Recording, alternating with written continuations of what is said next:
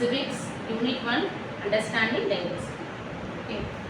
So we'll see the learning objectives of this lesson, children.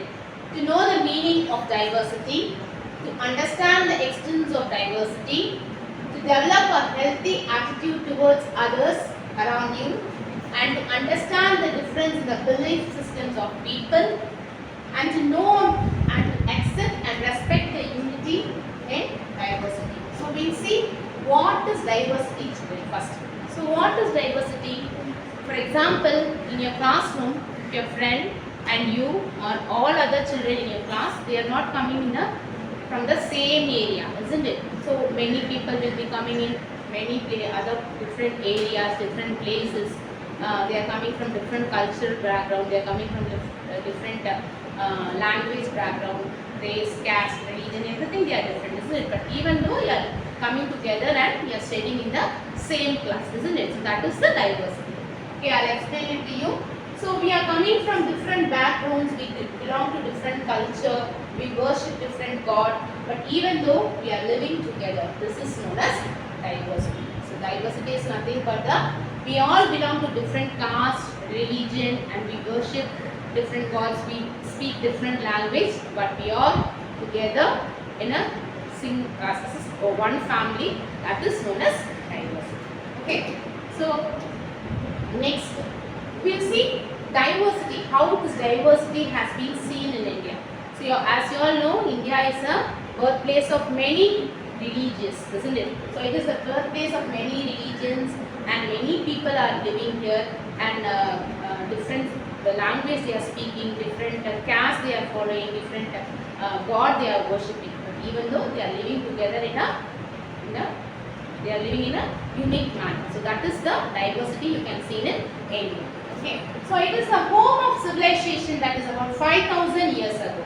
So many races, different races you can see in India. They are Dravidians, Negroes, Aryans, Alphans and Mandans. So diversity in India can be studied under the many categories. That is the landform diversity and the lifestyle diversity and the religious diversity and the linguistic diversity and the cultural diversity. So these are the main subdivisions to study the diversity in India. And again repeat it to you. So diversity in India can be studied by the following subdivisions, that is landform diversity, lifestyle diversity, religious diversity, linguistic diversity and cultural diversity.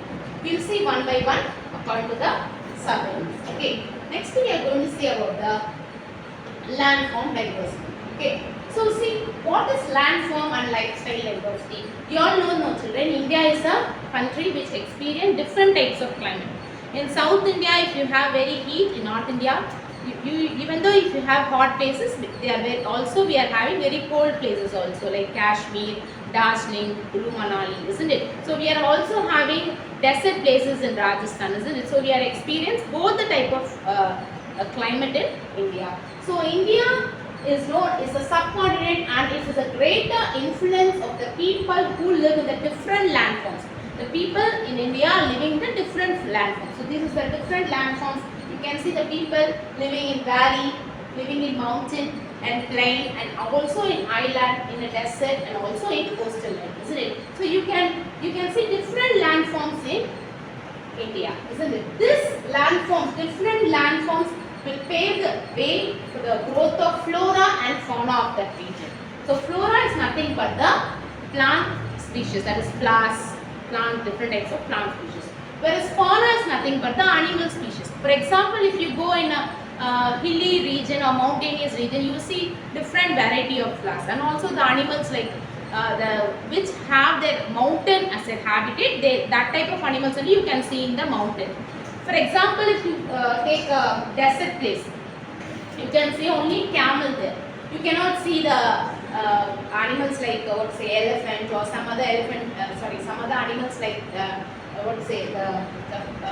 animals which live in land, water. You cannot able to see in desert, isn't it? So the animal which accommodate and live in its habitat like in a desert, only you can see in the desert.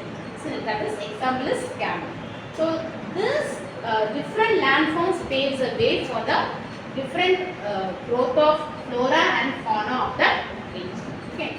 And also different, according to that only the occupation also changes. For example, when you go in an island, no, there only water body will be there. So what the people's occupation will be, they will take the salt from there, then catch fish. That only will be the main occupation. And what the food they eat only main of seafood. Whereas when you see in the desert, it's only the sand, isn't it? So what type of food they will eat? The food which is grown there frequently, that food only they will eat. They will eat only the wheat, like that only they will eat, isn't it? So that even the food, clothing, occupation and livelihood of the peoples also depends upon the landforms where they are staying in that. Okay. For example, in a desert people, in a desert region, the people will wear only thin clothes, isn't it? They will not wear sweaters or they will not wear any type of shawls to cover their body. Whereas when you see an island person, it will be very cold enough and they will wear all types of mufflers or sweaters to protect them from the cold, that is the snow or cold region. They will protect themselves, isn't it? So that varies. Here the landform varies according to the region where they are living. Okay, that only they are saying. The people also vary their food, culture, clothing, livelihood, flora, fauna, everything varies according to the region where they are living. So these all types of landforms you can see in India. Next we are going to see about the second category, that is the social diversity. For example, what is mean by social diversity, children? So when you experience, you can see in your daily life, isn't it? The morning when you get up, mommy will say, go and get the milk from the milkman. So from the morning, a milkman will be giving you the milk. So if you want to buy any fishes, fisherman will give you fishes. So if you want to come to the school, Ottoman, if you come here and study, the teacher is teaching you, isn't it? So many people, if you want to live comfortably in a society, we are dependable to each other, isn't it? So if we buy the fishes only, the fisherman will get profit and he will live his life, isn't it? Same like that, one people is dependent over the other in a society. So what we are saying is, it's a community is a place where the people live together. So all the people of different religion, caste, and different language speaking person, everything will be living in the same society, that is called as a community.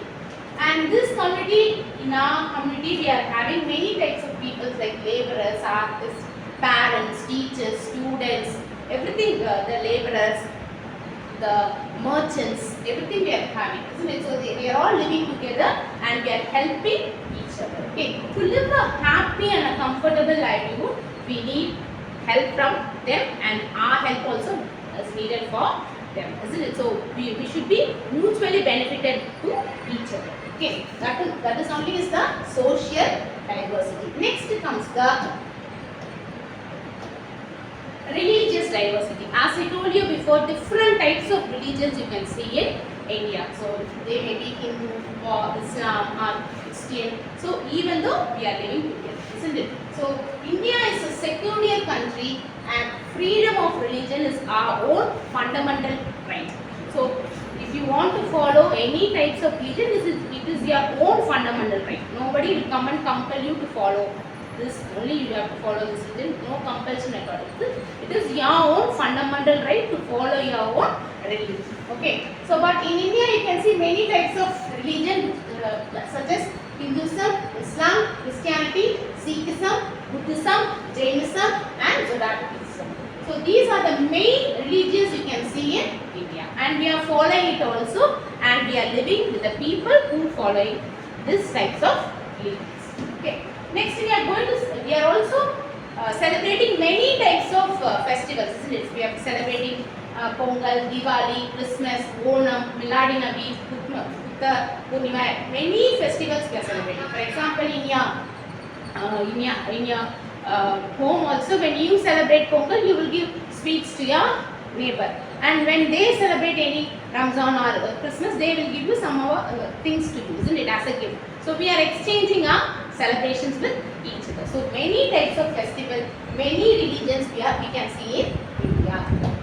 Next we are going to see about the linguistic diversity. So linguistic diversity is nothing but the, as I told you before, we are speaking many different languages, isn't it? So in India we have 122 major languages and 1599 other languages. Among them, Indo-Aryan, Dravidian, Astro-Asiatic and Sino-Tibetan are the four main languages we are following in India. In that, only Tamil is the oldest Dravidian language. And you can see the tabular column which will give you the information of the people, those who are speaking the different languages, the percentage of the people who are speaking this language. Okay, so you can see as far as the 2011 census, Hindi is spoken by 43.63% of people and Bengali is spoken by 8.30% of people and Telugu is spoken by 6.93% of people and Marathi is spoken by 7.09% of people and Tamil is spoken by 5.89% of people in India. So this tabular column as far as the census of 2011 will tell you the details how the people are speaking, how many percentage of people are speaking different languages this given here. Okay. Next we are going to see about the cultural diversity. So as I told you before, when you go to temple, your friend will go to church or another friend will go to mosque, isn't it? So many cultural we are following here. So this culture is nothing but the customs and practices what the people are following, and also their dress code, their cuisine. Cuisine is nothing but the eating habits, and the religion and social habits, music, art, architecture, isn't it? So when you go in a church, they will play different types of music. When you go for a temple, they will play different types of music, isn't it? So all are following the Vedic thing, only the differentiation in the music. As same way that art also, they are different architecture. The building also, if you see the temple building will be different, and the temple of the church, the architecture of the church will be different, isn't it? So art and architecture are an integral part of every community. So when you see itself, you can say this is temple, this is church, this is market. If you see the outer structure itself, you will calculate it, isn't it? So same way that only they are saying, in India, there are 28 states and 9 union territories which are having a unique cultural and a tradition they are following. So Kerala, this types of culture. Karnataka, this types of culture. Tamil Nadu, this type of architecture and culture they are following. So that is only given here. You can see many temples and different types of places which you can see in India. So example like Urmasara temple, like Sun temple, Taj Mahal, Thomas church, everything it's portrayed in the picture. Okay. Next we are going to see about the popular dances and music of India. So that is also we are having different types of dances, different types of music we are following, Carnatic and what to say, Hindustani music, everything we are watching. Everybody people are everything we are liking that music. Okay, we will see the popular dances first in India. For example, Tamil Nadu have as its state dances Bharatanatyam. Each one state of India will have a unique special dance for them. They have a unique state dance. That is in Tamil Nadu they are having Bharatanatyam as a dance, and Andhra Pradesh Kuchipudi, Odisha Odissi, Manipur Manipuri, and Assam Satya, and North India Kathak, and Karnataka Rakshagana, and Kerala Kathakali. So these are the popular dances which you can see in many of the states in India. Okay. Next we are going to see about the folk dances. You all know about the folk dances also, isn't it? So we are following different types of folk dances in different states in India. For example, in Tamil Nadu we are having Karagatam, Oilatam, Kummi, Terukuttu, Bommalatam, Kuliyattam, Kolatam and Tappatam. So next Kerala, Theyam and Mohiniyattam, and in Punjab, Bhangra, and Gujarat, Dandiya, and Rajasthan, Gumba. Then the Uttar Pradesh, Rasliya, and Uttarakhand, Choliya, Assam, Bihu. So these are the main popular dances what they are following in the state-wise in India. I hope you understand this lesson, children, and also you have been seeing many different diversities in India. As we are living, we are following different types of religions, different types of worships we are doing, different types of language we are speaking, even though we are living together as a Indian. And we are very proud to be an Indian. Isn't it, children? Meet you all in the next video session. Thank you.